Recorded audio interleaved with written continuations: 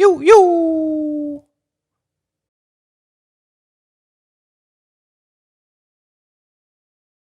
So I just want to genuinely say thank you. Time is the most precious commodity we have in this physical form. So much appreciate you. Well, it's really my honor to be here, and I would have come anytime you wanted me to. So Doug Davidson, CEO, founder of the Davidson Group, a father and a husband to a wonderful and beautiful woman who I've had the been blessed to experience and have dinner and spend quite a bit of time with, actually. Yeah, she's a keeper. She is, totally.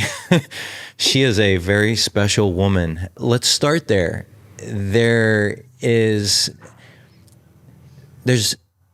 a chapter in your book, so you're also an author. Yes. As of pretty recent, what year did you write your book? It was launched April 22nd of 2021, so it's been almost a year lapsed. Almost a year, yeah. Wow. So I guess you get to kind of see the performance. So 1 year's performance coming up, which is an exciting thing. And it took about a year to write it, so the process has been, like 2 years from now. As part of that book content, you talk about your relationship with Janice and how that came to be. Yes. And some of the beautiful experiences that came to be in the beginning as part of the book. In one of the chapters, actually, I think, what is it called? The Christmas tree story? The Christmas tree story? Yeah, it's called The Christmas Tree Story. So I do want to get to that. Okay.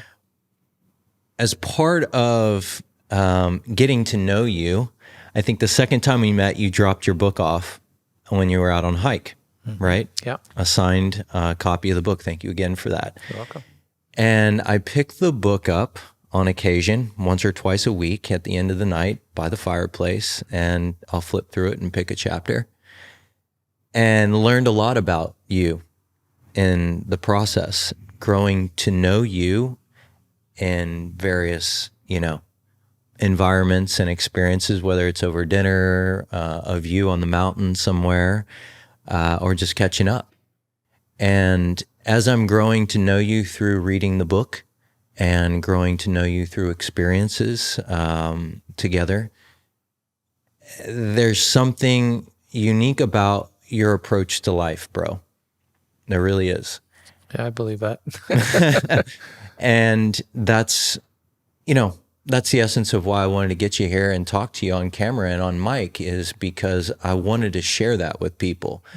It's pretty special, the way that you take life and see life and approach the experiences and your goals in life, right? And your relationships, as I'm reading through the book. It all comes from this place of genuine kindness. Well, I'm glad you got that, because that's the essence of the book. So that's How good. appropriate. Yeah. And I might as well go ahead and say, power from the heart. Right. What does that mean? And I think we were talking about this before, is to lead from the heart. What does that mean in your own words? Well, the book title came to me at 3:33 in the morning, and I literally, I woke up, and as you read through your book, you'll find several stories where I get an idea at about that time in the morning, and I don't know why, but it just comes to me. So it wasn't something that I really thought about. I just got up, and then I thought, I got up and I had to go to my computer and turn it on because I didn't want to forget it. And then I sat there for like an hour and coming up with the subhead of the book, which is a collection of inspiring stories and insights that will ignite your soul. Nice. And that's really what I wanted to do, was to kind of wake people up a little bit, that there's more that they can do. But it also, the two words power and heart are kind of like yin and yang. I mean, you don't think of those two together, right? So there's a lot of things in my life that I've done that are coming from power. All my athletic stuff is powerful stuff. But it gets softened by the heart. And in business, one of the reasons I believe we're so successful in our real estate business is we come from the heart. We don't come from win, lose, dog eat dog. How can we do better than somebody else? It's really genuinely, we're here to serve our clients. And they pick up on that. And as a result of that, I've been doing this for 19 years. I've yet to make a single cold call to get a client in real estate. Now, that's kind of an unusual. It's a big deal. Yeah, it really is, but that's because, and I wear this little pin here, my heart pin. It's just a reminder to come from the heart. Beautiful. Yeah. As I've been working my way through the chapters, it comes through, my guy. Mm. And that coming from the heart, it really comes through. It's genuine, man. Mm. Even as we interact with each other, whether we're just the two of us at the house or, going on a hike, it really comes through. You are that. It is the essence. And I don't know how that came to be, Doug, but if you find a way to replicate that, yeah, let's extract it and inject it into society, which is kind of what you're doing with your book, man. Yeah, really. I originally started writing the book as kind of like a guide for my two sons so that they didn't make all the mistakes that I did, because I made a lot, a handbook for life, basically. Pretty much, like Dad's manual for life, because none of us get the manual when we're born, right? Yeah. We figure it out along the way. So I thought, well, if I can shed some light on that, and that's why at the end of each chapter or each story, I give a few insights, things that I've learned that hopefully people can take that and move with it.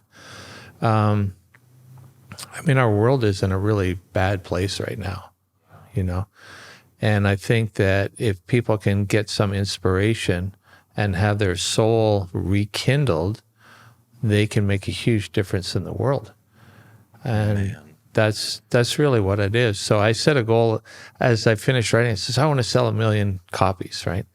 And it was nothing to do about the money, because fortunately I don't need the money from the book, but it was more that I want to impact 1 million people. And what's the ripple effect of those 1 million people if they come from the heart? And I know this is totally naive and totally unrealistic, but I believe there's 2 words that can really change the world. And those 2 words are be kind. And if every single one of the 8 billion some people on the planet one day said, okay, this is Be Kind Day. Wow.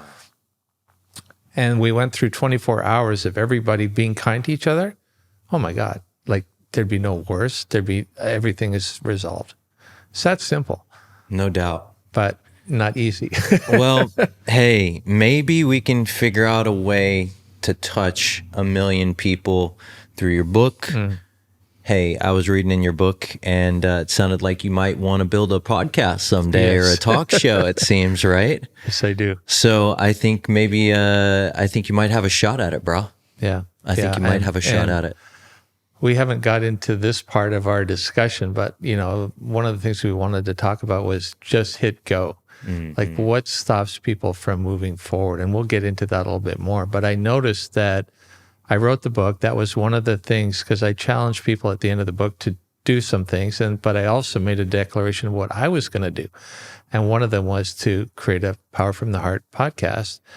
And it was to be conversations with heart-centered leaders, not just successful people or financially off or superb athletes or, but people who are really coming from the heart.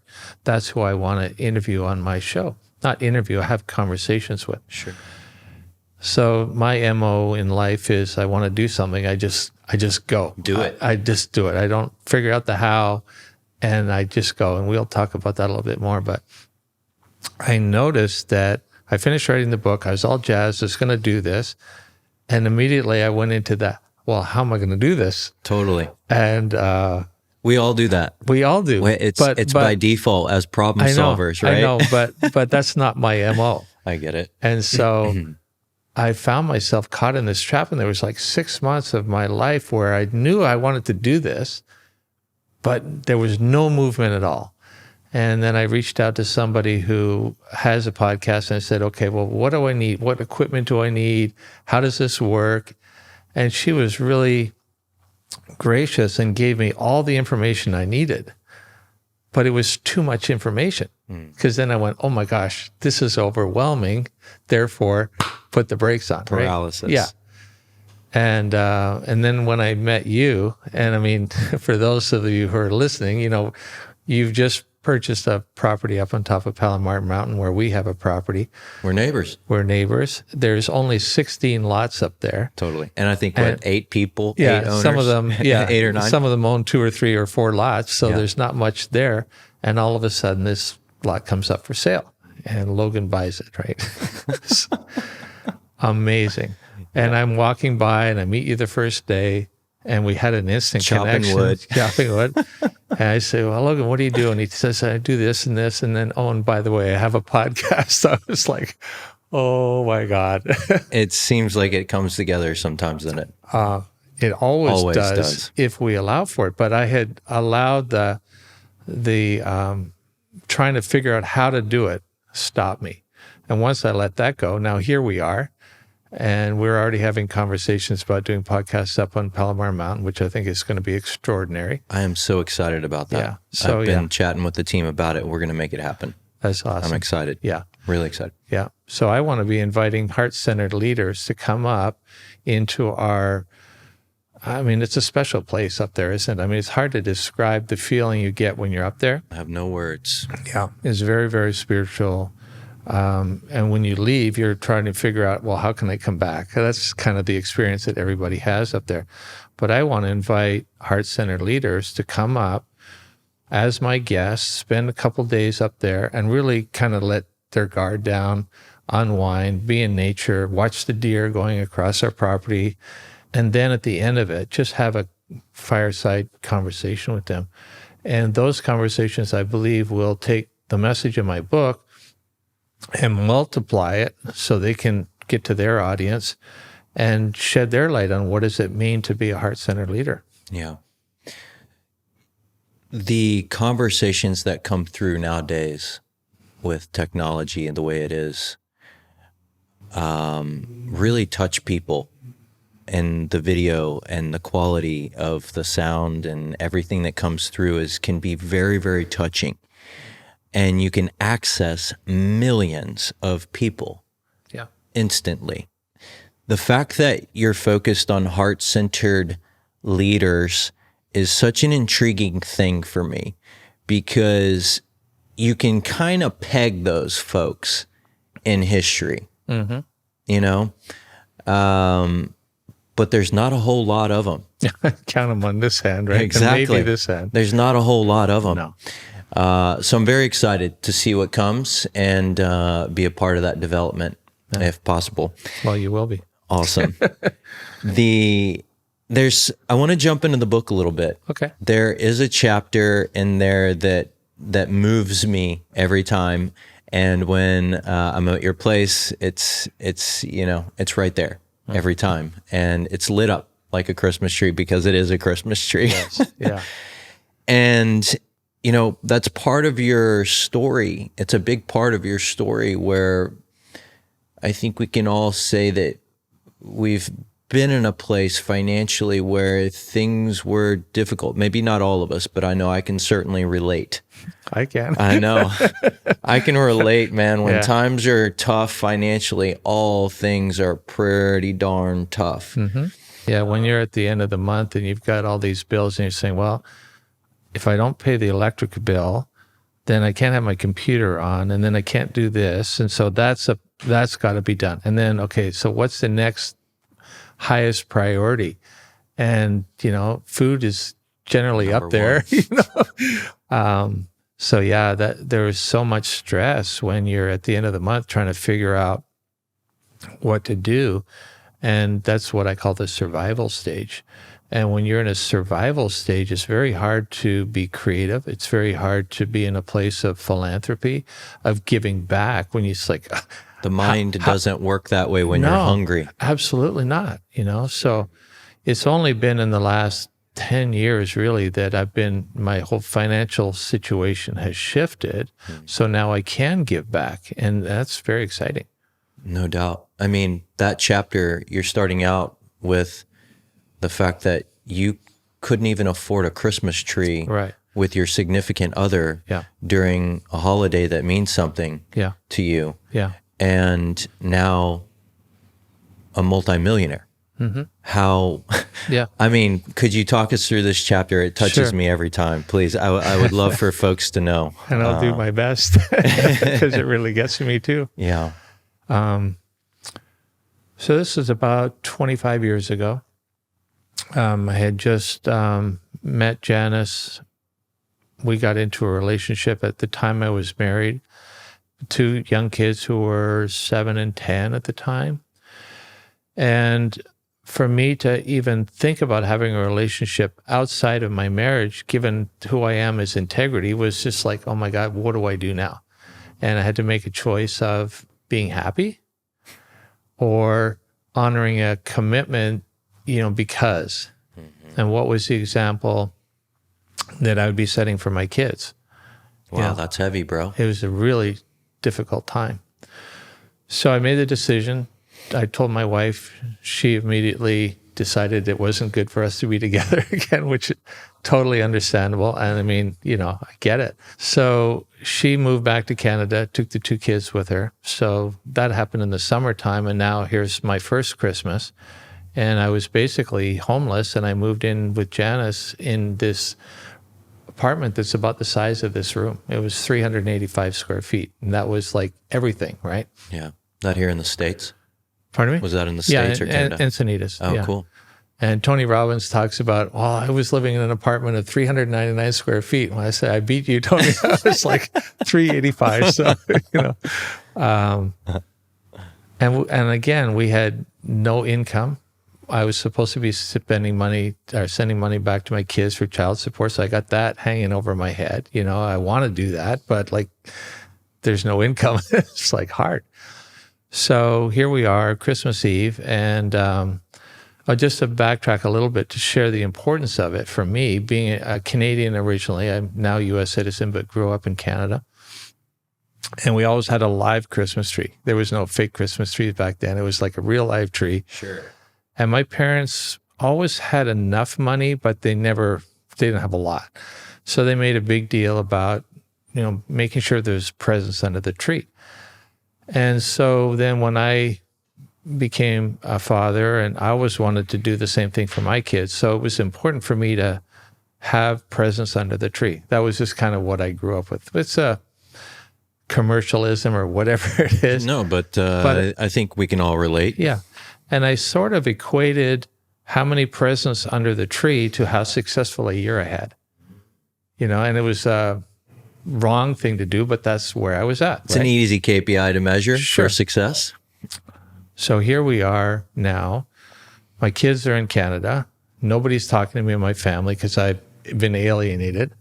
And yet I'm madly in love with Janice, right? So you get that pull back and forth. And the thought about getting a Christmas tree, well, first of all, it was so small in there, there's really nowhere to put it. But you still wanted to have one, right? So we were kind of depressed. We go out on Christmas Eve and we're walking and we see this Christmas tree lot, an outdoor lot. And we just kind of like hanging around. And I'm pretty sure it was the owner of the lot came over and says, "Can I help you?" And we said, "No, we don't have any money for a tree." And he stops and he says, "Go pick one." Oh, man. That's kindness. Yeah. From the heart. Looking back, there was no way he was going to sell a tree. Yeah, right. Christmas Eve, right? He's like trying to get stuff off the lot. Yeah. But I didn't take it that way. It was very moving. And Janice's mom had sent us a box of chocolates. That was our... Oh, man. What a Christmas, bro. So we went back, we wrapped it up, and gave it back to him. Oh, dang, bro. Yeah. So now we move up to our place in Palomar, and we got this amazing Christmas tree right outside our living room window. I said, "I'm going to light that up." And it goes on every night, all year long. And that's my reminder that to be kind and reminds me of where I came from. Bro, thank you. Thank you. Sorry. No, it's okay. It's okay. More than okay. I see that tree every time I go to your place, and it moves me because I know what it means to you. And it also sends a message, my guy, that It's like a beacon. it really is. It sends a message of what's possible. Yeah. Right? Yeah. Well, thank you for sharing that, Doug. It's a chapter that moves me. I've read it more than once, by the way. I've read it probably 100 times and it still gets me. Yeah. Yeah. It's a beautiful tree you have up there. Thank you. It's huge. Yeah.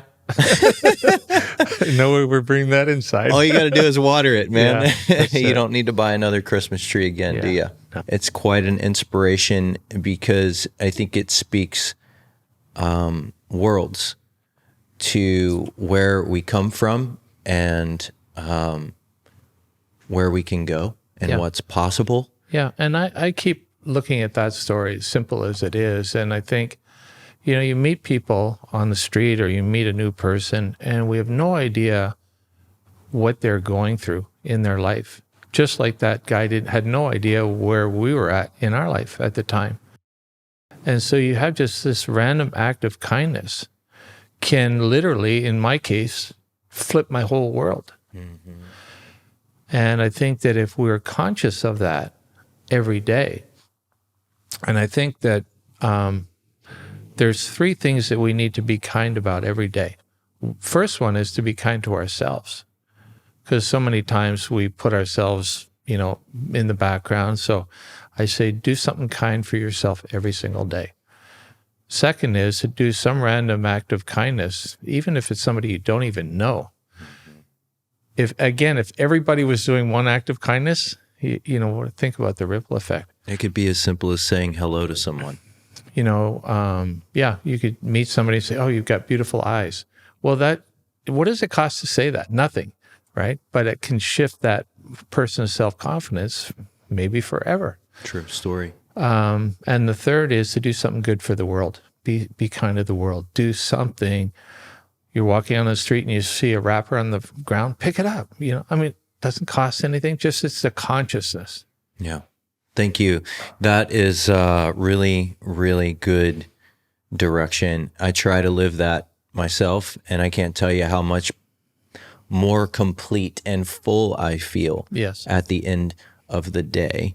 Mm-hmm. And I don't know what the turning point was for me, really, but I think it was a day in Oregon where I was feeling pretty beat down by life, to be honest, and I wanted to go surf, right? I just need to get out of there and go surf. Yeah. And so I went out, and it was a big day, and I got my ass totally handed to me. And it was awesome. You know, there's those surf sessions where you just you think it's the last surf session that you got, and you're held under for a really long time. And I went back on the beach and I survived, and I'm sitting there in the sun, baking in the sun, just, you know, thinking this is awesome. I'm alive. I'm alive. Yeah. And that moment of feeling so alive and surrounded by the Oregon coast and nature. And if you've ever been to the Pacific Northwest, it's beautiful there. They call it God's country for a reason. And I think that was the turning point for me when I was so beat down, and I was realizing in that moment, to your point, I wasn't being kind to myself. I wasn't being kind enough to nature, okay? And I think that for sure was a turning point for me, that if I could respect myself and respect nature, everything else kind of came together. It put me in a much better attitude. And humans fall into that nature component for me, by the way, right? Yeah. So it was like nature and people and all the living things, the critters in the ocean, the critters in the forest. Yeah. If I was really giving back more than I was taking, right? Then every day, if I could make that a goal, then I was really feeling complete all of a sudden at the end of my day. Like I had really done something, whether it was maybe I didn't make $100,000 that year or produce X number of productivity for the business or what have you. That wasn't nearly as important as that principle of just being kind to myself, being kind to nature, and everything else kind of came together. And so I can relate, man. I can totally relate. Yeah. There are some other elements in the book, many of them. I mean, this is basically a book of your life. Yes. And which I'm going to take a moment to say that's pretty cool, because you literally have a hard copy book of your life that could end up in anybody's hands, which is that a little weird, or is that cool to you? It's, I have to tell you that writing about yourself and writing the good, the bad, and the ugly, really, because I didn't hold anything back. I mean, what you read in the book, that's really me. It's not just all these success stories. I can tell. Yeah. And you really get to be vulnerable, and that's challenging, to sit down and write that. And I was fortunate that Jenna supported me and allowed me to go up to the cabin and be by myself. And the whole book was written up there. And reliving some of the past, like the Christmas tree story and, going through a divorce and not having money to pay bills. Well, that's not fun stuff to talk about. But I think there's enough balance of the successes that I have in life that people go, oh, I can learn from that too. Yeah. I can only imagine taking a year to write a book / take a year to reconcile your whole life. It really is. Yeah. Yeah.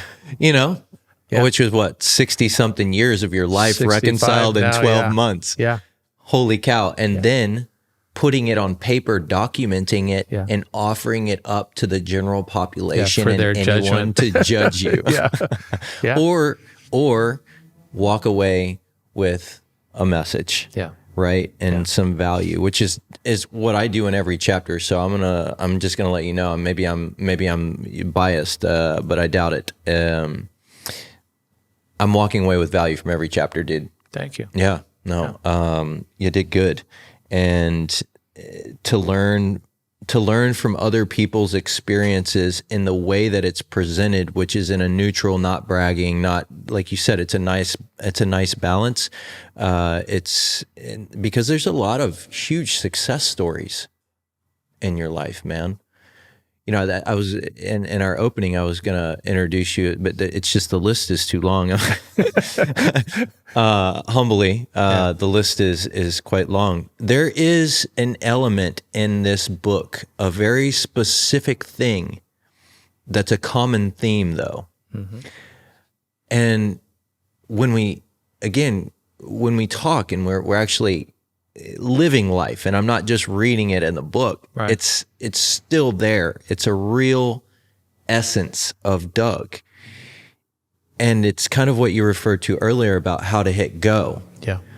But you have this hard charger, what my surfer buddies call a sender. Like you're sending it, man. You're really sending it when you set your mind to whatever it is. And I look around in the landscape and the people within my generation. Aren't we in the same generation? We are not. And I see folks, and look, this isn't judgment. This is just my observation, okay? Right. And I fall into this category in some ways, in shape and form. I mean, my grandparents raised me, so I'm a little bit on the sender side, if I'm going to be honest. But there's a common theme in you, and it's like there's not an option to fail, almost. Yeah. Let's talk about that. Sure. There's a chapter in the book that talks about your athletic endeavors. Mm-hmm. There's a few of them in there. Yeah. And I don't know. Yeah. Let's talk a little bit about that, because sometimes, like podcasting or surfing, a different break or a different wave, or taking on a new job or quitting a job, getting a divorce, making relationship choices, right? Investing, doing anything that's new that we haven't done before is scary. Yes. Can be intimidating. It is, yeah. And how do you overcome the fear factor and say, you know what, actually, I got this. Go. Yeah. It's a really good question. And I'm hoping that the book will actually be a training guide for people in that area. And there's several chapters that kind of are weaving in that. One of them was competing in the Ironman Triathlon World Championships in Hawaii, which I look back on it and I go, it's insane. Another one was... That's a huge undertaking. Yeah. And I'll talk a little bit about that. Overcoming my fear of speaking in public and becoming a motivational speaker and traveling all across the country. I mean, that's a huge accomplishment. Becoming a professional golfer, declaring when I'm at age 44 and never broken 80 in my life. And if you're not a golfer, that number doesn't mean anything, but most professional golfers are shooting in the 60s, and I've never even broken 80. So it's like a bit of a... You had to stretch ahead of you. Yeah. And I'm 44. Yeah. So it's like a completely unrealistic goal. Never stopped me. Starting a real estate business when I had no real estate experience at all, and turning that into a multi-million-dollar company. All of those things are huge goals, right? The thing about it is that I've noticed, and I remember sitting in one personal development seminar many years ago, and the person says, what would you do if you knew in advance that you could not fail? And that was kind of a pretty good question to ask. Pivotal. Yeah. So what I've experienced, and I just shared a little bit about the podcast, so it got me, so I'm not immune to this, but what I've noticed is in general, as human beings, we set a goal, and oftentimes we don't even set a really big goal. We set one that we think we can do, right? Because you don't want to get too far out there. And then the moment, if you're smart enough to write goals down, which most people don't, but if you actually write it down or even have a thought in your head, immediately what happens? All the things about what all the obstacles come up. How can I do this? Well, I don't know about this. I'm not sure if I can do this. I'm not good enough. And all this chatter goes on in your head. I can relate. Yeah, everyone can. Mm-hmm. And then the brakes get on, and now the goal is done. Right. Mm-hmm. So analysis paralysis. Oh, absolutely. Right. So given that if you knew in advance that you could not fail, what would you do? And then you take that on, right? You go for it. So just to kind of put things in perspective with the Ironman, I was living in Ottawa, Canada. I was a pretty accomplished runner. I had run several marathons. I was running 10 miles and Bro, there's a picture of you in the thing. You're a total freaking stud. Let's be real. You're an athlete, okay? Yeah, thank you. Sorry. Okay. Yeah, you're in great shape. You know, I'd run 10 miles in under 60 minutes. So that's a pretty good clip, you know. But I was never going to win any race because I just wasn't fast enough. And that bugged the shit out of me because I was pretty competitive back in those days. I still have a competitive streak, but it's definitely tapered. And so I'm sitting in the fitness club where I worked, and I picked up a Runner's World magazine. I was reading Runner's World all the time. So the center 2 pages was talking about the Ironman Triathlon. Now, this is in 1980 when the article came out. And they'd only had one running of it at that time. And so the article didn't have much to go on because, you know, there's no history of the sport. So they have a picture of a runner and they have a picture of a cyclist and a swimmer, and then maybe 4 or 5 paragraphs, right? Based on that, I said, I'm going. Now, wow, that's a pretty bold thing to do, right? And I could swim about 2 laps of an indoor pool, and then I'm done. And that's when I'm running sub 3-hour marathons. I'm in pretty good shape, but that was my swimming ability. And I didn't get to swim in the ocean until I went to Hawaii 9 days before the race. And you, being a surfer, know that there's a little difference between swimming in the ocean and swimming in the pool, right? 100%. Yeah. It was great because my feet weren't dragging along the bottom of the pool now. But then I realized, shoot, now I'm going to sink. Yeah. No, there is no bottom. There's no bottom. They didn't paint lines on the bottom for me to keep me going straight. That was a whole new thing. The salt water and, of course, the fear of sharks and, all the that. The abyss. Oh, my gosh. Unknown. And they park a sailboat 1.2 miles straight out. And you're not going along the coastline. You're going straight out and straight back. And I'll never forget the pre-race meeting. They have all these instructions because there's a lot of things going on. You have to get the logistics of the swimming and then what happens in the bike transition and the swim. There's a lot of technological stuff. So the swim guy is up there and he's talking about, okay, well, the boat's going to be out there. It's going to have bright orange sails. We're going to have some guys on surfboards. So if you get in trouble, you can pull over and they'll pick you up. But if you do that, you're disqualified. You can't get any help at all. And everybody's wondering about the sharks, right? Now you got 850 guys out there who are, and women who are pretty highly tuned. I mean, these are like some serious athletes. Nobody's going to ask him about sharks, right? Certainly not me, right? So he knows that, right? And so at the very end of it, he says, and now there's probably one question that you all have. And he goes down and he has a little tape deck and he hits the button, play, and the soundtrack from Jaws comes on. No. Wow. The place just erupted. I mean, it was funny, That's right? awesome. And then he says, and by the way, sharks typically are attracted to thrashing water and bright colors. And then he's giving us all our orange swim caps.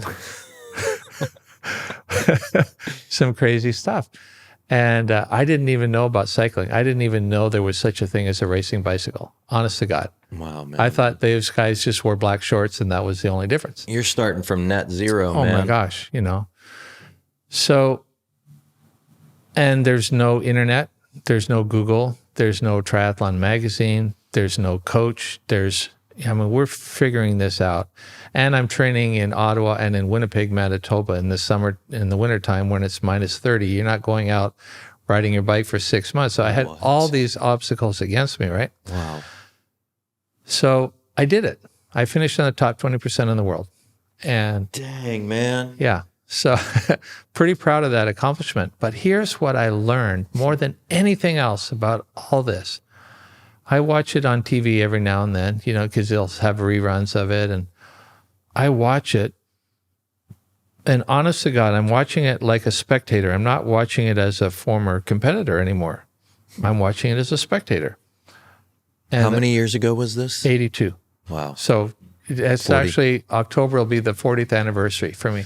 So it's a while ago, but it's still like yesterday, right? And here you are watching what you accomplished 40 years ago as a spectator. Right. And I watch and I ask this question every single time I see it. How the hell do those guys do that? Really, that is the question. And then I look down and I have my Ironman ring and I go, well, you did it. So you know how to do it. The truth is, I don't. I don't know how I did it, even though I've done it. And what I learned from that is every time, as I said earlier, we set a goal and we want to know how to do it before we proceed. The reality is the how to do it is irrelevant because even after you've accomplished whatever goal you've set, you probably still won't know how you did it. So the how is irrelevant. So you just say, okay, what do I want to do? Go for it. Will you achieve every goal? Probably not. But there's some pretty, you're alive, when you're going after something because you really want it. And so now there's something that I want to do, I ask the question, not how, but is this something I really want to do? Am I committed to seeing it through? Just like with the book. I had no experience in writing a book. Right. And now it's an international bestseller. Now that's pretty amazing given that I have zero experience. And if you ask me, how do I write a book? I was like, oh, shoot. I don't know. I just wrote I just did it. Right? Yeah. And had I known all the things that had to get done to write the book on that morning at 3:33 in the morning when I woke up, yeah, probably it wouldn't have happened, because I didn't know that you have to get a formal editor to do your stuff. Then you have to do a format editor who takes the text and then formats it in the book, cover design and all the nuances of that, getting it published. I mean, all those things, I had no idea what I was doing. I'd never written an essay more than 10 pages in my entire life. Dang, man. So it's just a constant reminder to me that whatever I want to do, I hit the go button and then I figure it out. And then when you and I were talking the other day, you asked the question, well, like, how do you develop that confidence, that muscle? And bear with me for a moment. I was just on the beach clearing my head before we got together, and I was watching a child on the beach. I don't know kid stuff, but he looked like he was little. Kid, He was a little kid. He was like, I don't know the age, but 3 or 4. Okay. Still learning how to move around and stuff. Dad's swinging him around in the ocean and throwing him around and stuff. And you could see in his body language that he was hesitant to do certain things on his own. Sure. There were some things that was like chest out, arms back, really confident. Mm-hmm. And then some things were like, whoa, that's the water. Where's Dad? The confidence level wasn't there. And it was through the experience of doing it that gave us, that gave him the confidence. And I was thinking about that, right? I was like, how do we achieve a mental level of confidence that allows us to, as you said, either hit go or believe in ourselves, believe that we not only can, but will if we choose to. Yes. And granted, this is easy for us to say. We're living in a first world country. Like you were saying, we have food on our table today. Mm-hmm. And that allows us to think this way. Right. Well, I've also had the experience of living in Nigeria during the Biafran War. So, I mean, I've seen all that side of it as well. Mm. But to answer your question of like, how do you develop this confidence? How do we do that? It's actually really simple. Not easy, but it's simple. Okay.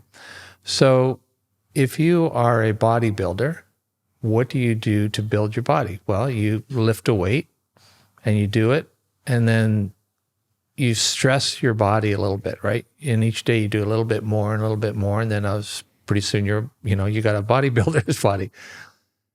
Now, that's not easy, but that's the formula, right? I think of developing confidence is exactly the same way as building a body. You've got to do something every day to build that confidence. So it's like you stretch yourself just a tiny little bit every single day. And at the end of the day, you go, oh, shoot, I did that. Or, oh, I can do a little bit more. And it doesn't happen overnight, right? Mm. You don't join the gym and the next day you got a 6-pack. Yeah. Although they'll tell you that. Unfortunately. That's how they make their money.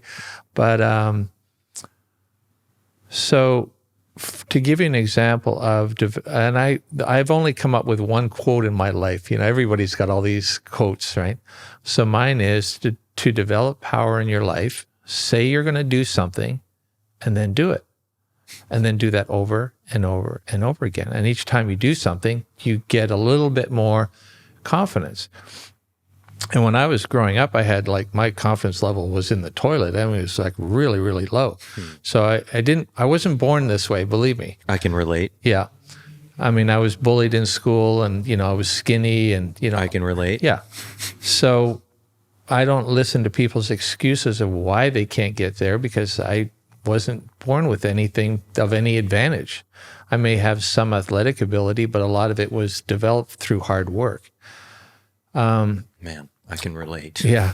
So when I decided to do the Ironman, and again, there's no training manual, there's no guide. So I'm figuring out, okay, so the race is going to be on this date. Then they changed it halfway through, which really threw me because they were doing it in February every year, and then they changed it to October. So I had to redo my whole schedule. And so I would sit down every Sunday night, and I had this 3-ring binder, and it was like my tracking journal. And I had it in 3 columns, my swim column, my run column, and my bike column. How many miles am I going to do, or minutes of each training each week?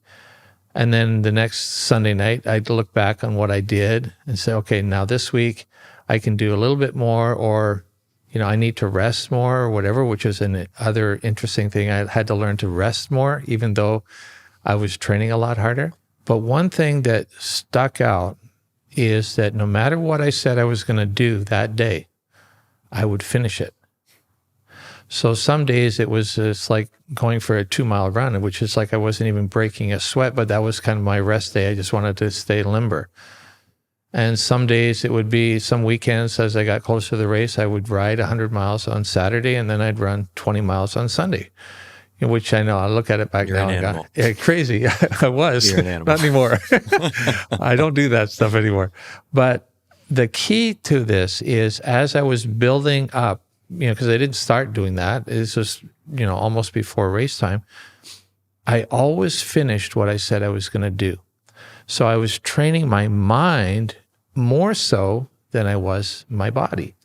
And in the Ironman, if you don't have mental toughness, I mean, you could be the most fit person in the world, but you are not going to get past the swim. I'm sorry, it's just not going to happen. And so I started conditioning my mind to say, whatever I say I'm going to do, it's done. And so now when somebody asks me to do something, it's not a question of if this is going to happen, it's going to happen, right?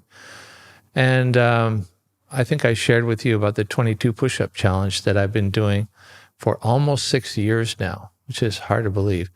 One of my friends challenged me to do 22 push-ups a day for 22 days. I'm going, shoot, I can do that. Well, it turns out I couldn't right away, because I couldn't even do 22 the first day. And I didn't even know what it was for. He says, do this as a challenge. Well, okay, I got to do that. And about halfway through, somebody told me the significance of 22, and it was to create awareness for 22 veterans dying by suicide every day. Dang. And so then that got my heart, right? And Dang, so hits. now when I'm up on top of the mountain and I'm doing 22 push-ups, I'm visualizing 22 guys. And now it's like super simple. I did not know that. Yeah. I did not know that. Yeah. Yeah. Very cool. So I've never been in the military. I don't even believe in war, but I just feel like somebody's got to speak out for these guys who are, they're in a bad spot. Well, let me tell you, I'll speak for servicemen because I am a serviceman. I know you are. Yeah. And what you come from and what makes you what you are, servicemen would be proud to have you in their team and platoon, man. Thank you. For all a gamut of reasons. And this core principle that you bring, this essence that I'm talking about of commitment to yourself and that power of mind over matter, you've got it locked. Yeah. But again, it's by doing one thing every day. And to do 22 push-ups takes like 30 seconds. It's not a big deal. Now I'm doing 222 a day right now, and I'll do 80,000 plus this year. It's a big deal, but it all starts by doing that little bit more each day. And I record everything in my phone. I finish my 222, it gets recorded, and and how many days I've been doing it. Today is 2,075 consecutive days. Do you think I'm going to miss tomorrow and break my streak? Hell no. Right? I mean, and for what reason? Exactly. Like what reason could bring you to break a streak of a commitment to yourself? Yeah, and that's really what it is, right? And so that's where I get my internal power from. And it's amazing, since I started doing that, our business took off. Now, doing 22 push-ups and selling real estate, they're not even like related Yeah, they are. Right? Because who are you in the sale of real estate? Right? And can my clients count on me? Well, I can count on myself. Knowing that I can count on myself comes through. There's an aura, a confidence level. So when I go and meet a client, they're not questioning me. They're not questioning whether I'm going to keep my word, because it's who I am. Yeah. So as I said, developing that confidence is simple. It's not easy. But what it does is, and you can choose anything you want in life. And sometimes people say, well, how do you find the time to do 22 push-ups every day? And go like, it's 30 seconds. I do it in about 22 seconds. Yeah. Did you brush your teeth today? Yeah. Did you do them yesterday? How many days in your life have you missed brushing your teeth? Probably not very many, right? Yeah. So you already have a streak. You know you can do it. But now choose something that has some significance that maybe stretches you just a little bit, and then do that over and over and over and over again. And pretty soon you'll be, as my mentor, Stuart Emery, used to say, he says, you feel like you can piss through steel. You just feel powerful, right? It's true. The power of the mind does give you that confidence that anything is possible, man. Yeah. And I feel that way personally. Yeah. And I think a lot of people need to hear this, man. Yeah. Because I was chatting with Dave today over lunch. People are not showing up. Yeah. Yeah. People are just not showing up for themselves, for others. And I don't understand. There's a lot of variables in this landscape that we're living in right now and have been for a little while. And not good or bad or negative. It is what it is. And I think that we need a little something to pull us out of this rut, man. Or not pull us out. It's up to us. The cavalry's not coming, baby. No. And no one's going to reach down and help you. Yeah. Okay, the government offers a lot of stuff to help us out, but look, you can't depend on it, folks. Yeah, it doesn't matter who gets elected. You still got to do it yourself. It's up to you. Yeah. It is up to you. Yeah. And all we have to do, I'll make a 4x4, put it in 4 low and stomp on the gas. Yeah. Hit go. No, you can. Yeah. You're proof in the pudding, brah. Yeah. And your book speaks to it with a slew of lessons that help us understand what's possible. There's one in here now I'm talking about not showing up, but there's one of the chapters in there about timing and being on time. Yes, that's a great story. Absolutely love. Everyone, I recommend Doug's book in general. But if anything, I recommend you buy the book for that one. Yeah. Help your friends and help yourself. Stay committed. And this one is like not only a time commitment, but it speaks to commitment in general to yourself and the value. I love that because someone came back to you and said, big time. Thankful for it. Yeah. So do you want me to share the story a little bit? Let's leave it for people to buy the book and find out on their own, if you will, because, it's one of those real lock and key lessons.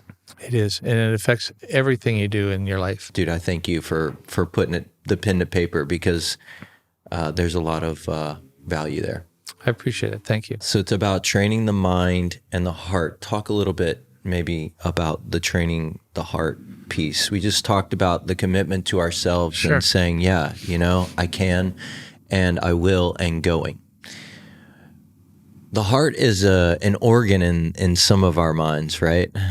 And you're wearing a heart. Right over my heart. That's right. And what does that mean when you say that? I've dealt with a lot of veterans who have got PTSD and they're somewhat suicidal, but they haven't done that. And they are closed off. But I know that in the many interactions that I've had and mentoring some of the veterans that we've had and teaching them how to ask for help, which is a huge challenge for veterans especially, but all human beings struggle with asking for help. I did it for the first time 2 years ago, finally. Yeah. After 20 years of being out of the service. Yeah. And it's hard, isn't it? It was the hardest thing I've done in my life. Yeah. And I think there's this misconception amongst all humans, maybe a little more prevalent in military because you're going through boot camp and you're being trained to like be tough and, all of that. But not to mention combat does it to you. Well, I'm sure. Yeah. That we don't want to ask for help. And we think that it's a sign of weakness. And yet actually, when you really delve into this and you look at when you do reach out to somebody and ask them for help, the person on the receiving end of that request has just been given a big gift. Because the truth is about humans is that we want to help people. That's our nature, right? And what I'm finding is, and I shared my story about working with Tony Robbins, who's one of the more successful leaders in the planet. Helping people. And when I had the opportunity to meet with him one-on-one and spend a day with him, he was just like giving it away, right? There was no holding anything back, and he got joy out of that. So by me asking for help was actually a gift to him because he could do what he wanted to do. And I had an interaction with a young Marine one time, and my wife and I have helped furnish many veterans complete apartments. They move in, they've been homeless, they've been living in their car, and they finally get all their money saved up and they get their apartment. And we'll get a request for them to, that they need a bed. So we go over and give them a bed. Well, then we find out you're in an empty apartment. I mean, that's got to be the most depressing thing on the planet. So then we go back later with the whole apartment. And there was one time a young Marine came to our house and we had everything in our garage, and he had rented a U-Haul truck and he came by to pick it up. So I'm helping him load all the stuff up in his truck. And we're all done, and he's thanking us profusely. It's like Christmas just happened in July. He didn't know what hit him, right? And he kind of muttered under his breath, like, I wish I'd asked earlier. And I said, well, like, how long have you been waiting? And he said, well, I got your number 6 months ago. Oh, wow. And it took him 6 months of courage to ask that. And I had this really profound conversation with him. I said, when you were in the Marines active duty and your battle buddy asked you for help, what would you say? He was like, of course, I'm going to do that, right? It's not even a question. But then I said, well, how did that make you feel that your battle buddy asked you for help? Oh, it made me feel really good. I could give back to him. And then I asked him, do you have kids? And he said, yeah, I got 2 young kids. Do they ask you for help like all day long, right? And how good do you feel about that? Exactly, right? And so then I shifted it for him. I said, you're in the military. I'm a civilian. And all the civilians want to help you, but they don't know how. And so if you make a specific request of something to a civilian, they're like right on it. They want to help, but you got to ask. And it's not a sign of weakness. You're actually giving that civilian a gift by saying, hey, I need a new pair of shoes. I need money for food this month, or whatever it is. They'll rally behind you and they'll support you. But you got to get past this whole thing about asking for help. Yeah. People don't want to be a burden too, Exactly right. Yeah. And I remember going to a seminar a long time ago with Mark Victor Hansen, one of the co-authors of Chicken Soup for the Soul. And he did this whole thing about asking for help. And he would say, you just got to ask. And he would say it just like that, like super fast. And he did this like 10 times through the seminar. And every time he did it, it's same reaction. Everyone would laugh. But it drove the point home to me that that's how you get move forward in life. And so I have no hesitation. Whenever I need something, I pick up the phone and I say, hey, tell me about this. How do I do this? Or ask for help. And that's really catapulted me a lot. Man, it's huge. I can see that in you, but you're also on the flip side willing to offer your help. Oh, yeah. Yeah. Literally, Doug texted me yesterday and said, I'm headed up the hill. Yeah. I'll stop off and pick up some bags of concrete for you. Yeah. Like, dude, we're talking about 90-pound bags of concrete. I got to get my workout you're gonna right? fill, yeah, dude. I'm just like, no, I don't want to be a burden, and it's no, not a burden like, at all. You know what I mean?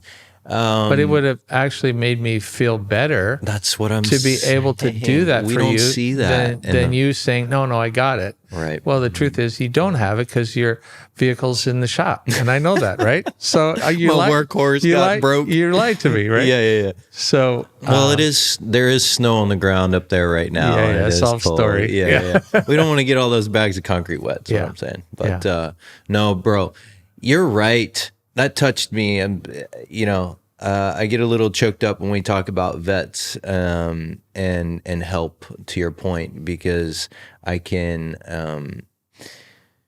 I've lived for 20 years now in that world that you just explained, and every day to day, it's like I'll never ask for help.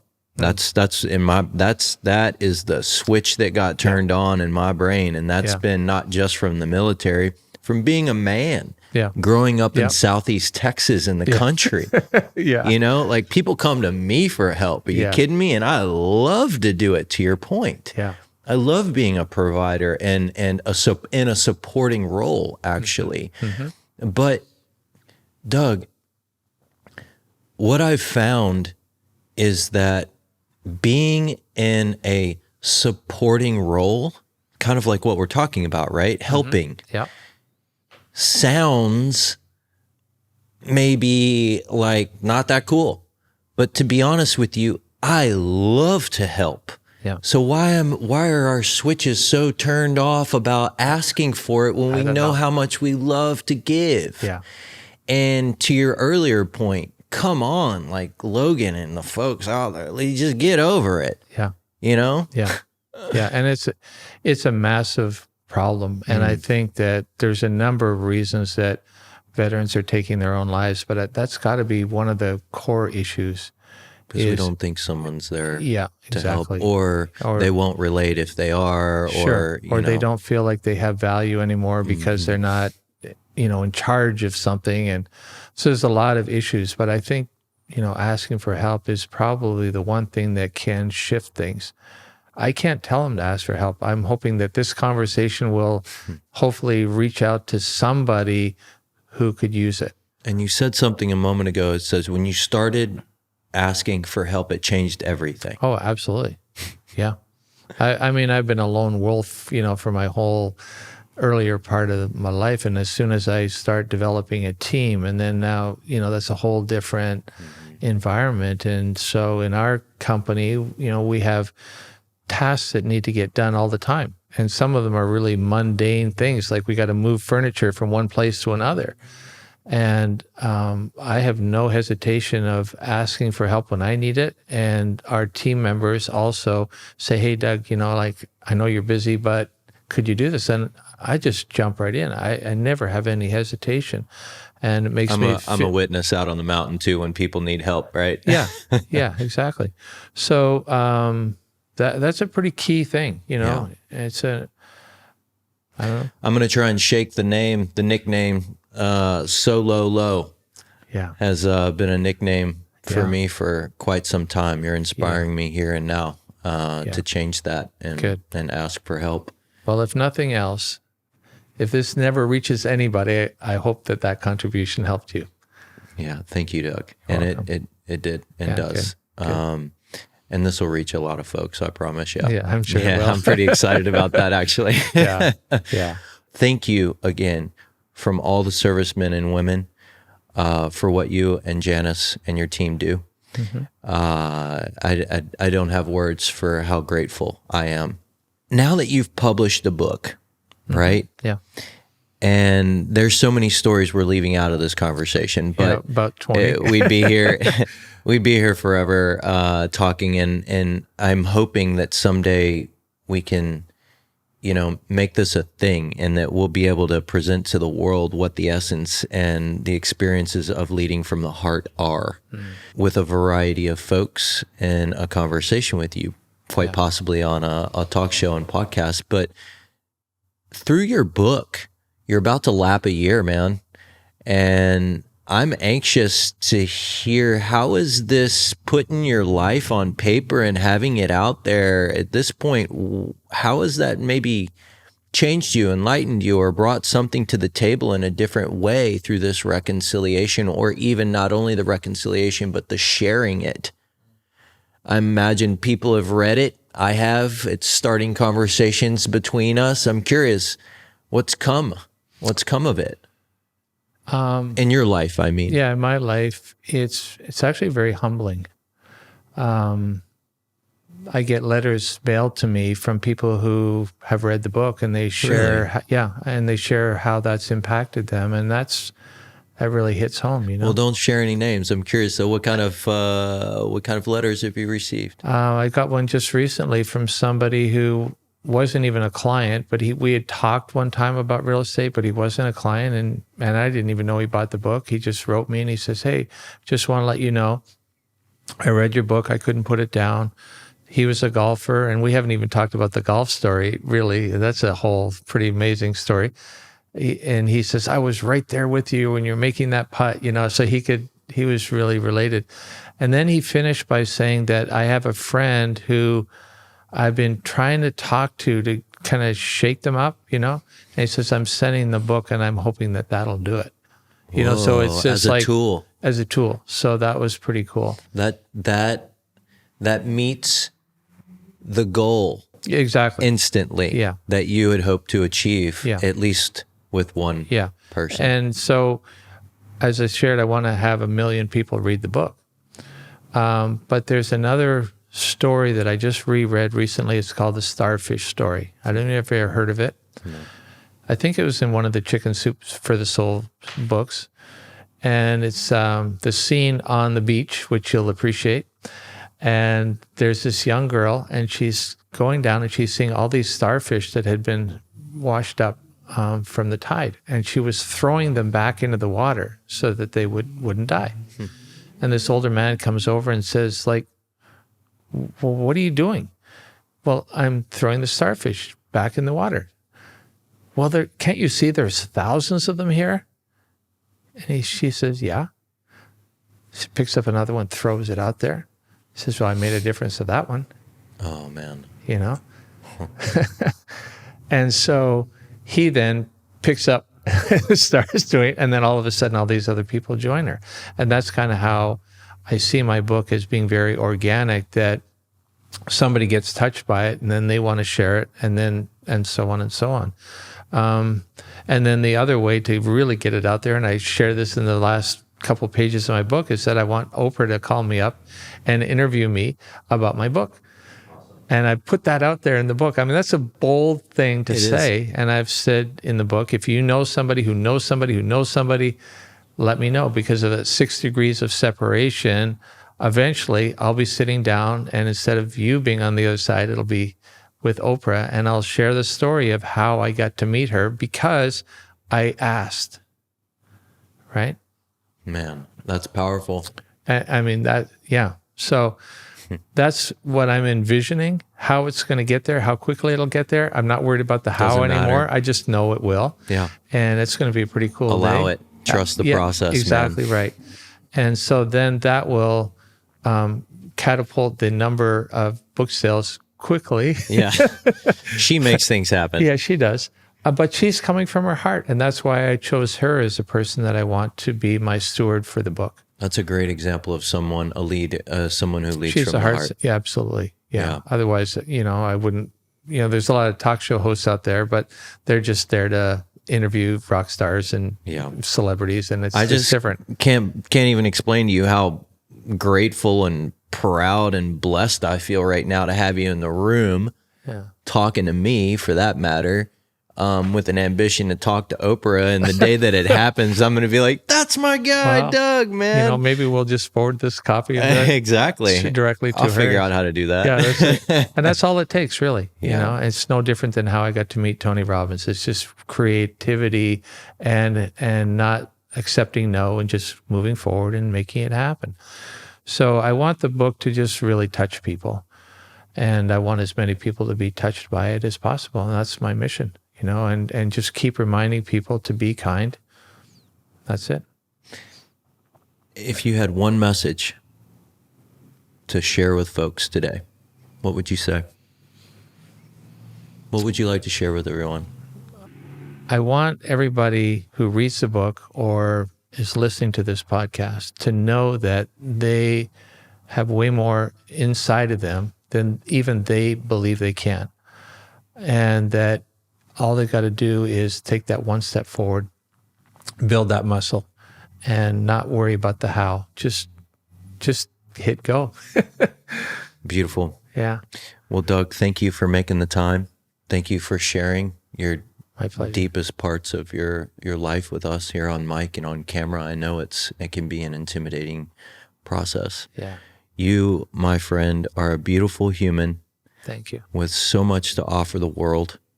And thank you again for the time, bro. Thank you. And I just want to say, if anybody does want a copy of the book, how they can get it. We have a website. It's powerfromtheheart.net, not .com, but .net. And on the website, they'll learn a little bit about me. There's a space where they can put their name and email if they want to be on our list so that they can be made aware of other events like this coming up. Cool. And they can order right from the website. It gives them a direct link to Amazon. And the book is now on ebook, paperback, hardcover, and I went into the studio and did a full audio recording of the whole book. So if you want to hear it while you're driving or, out walking rather than having to sit down and do it, just pick up a copy of the audiobook. Cool. Yeah. And that's powerfromtheheart.net. Correct. Cool. Yeah. All right. Go get it, folks. All righty. All Just right. hit go. Cheers. That's a wrap. Thank you. You. We're gonna get all freaky here.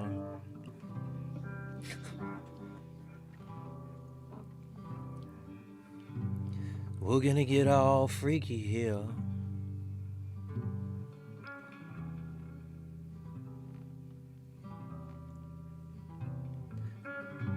We're gonna get all freaky here.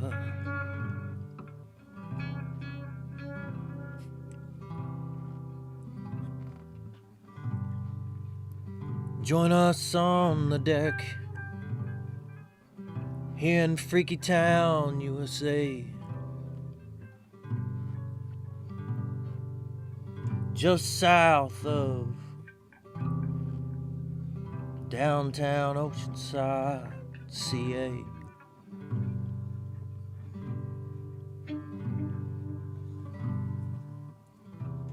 Stick around for a little while and meet the locals, yeah. They're a good old crew that's been around a while, yeah.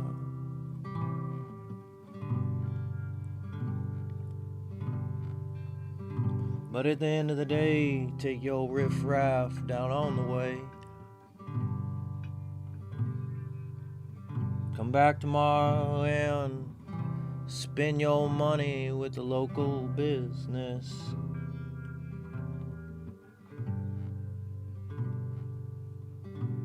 Come on up my way. We show you a good time. Fill your belly with good food. Play on our beaches, but take your shit when you go home. Pretty please. Take your shit when you go home.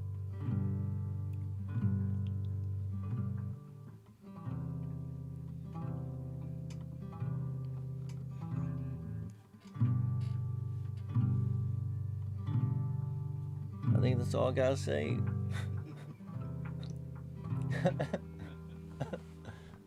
Sorry, I zoned out for a second. Man, I think that's what I needed was a thing. A thing? Yeah, can I get another thing? Oh man, hook me up, man. Oh shit, we're still recording.